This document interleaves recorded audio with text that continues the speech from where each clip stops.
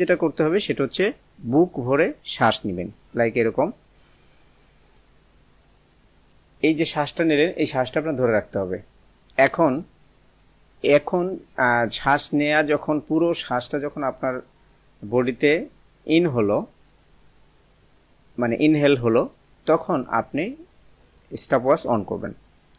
Stopwatch on করার পরে আপনি দেখবেন যে কতক্ষণ এই পুরো বুক ভরা শ্বাসটা আপনি আপনার ভিতরে ধরে রাখতে পারেন। একটা সময় আসবে যখন আপনি আর শ্বাসটা ধরে রাখতে পারবেন না, শ্বাসটা ছেড়ে দিতে হবে।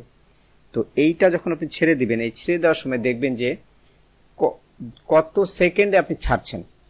যদি 30-এর নিচে হয় তাহলে আপনি ধরে নেবেন যে আপনার শারীরিক প্রবলেম আছে। যদি 20-এর নিচে হয় আপনাদের ডক্টরের কাছে চেক আপ করার প্রয়োজন আছে।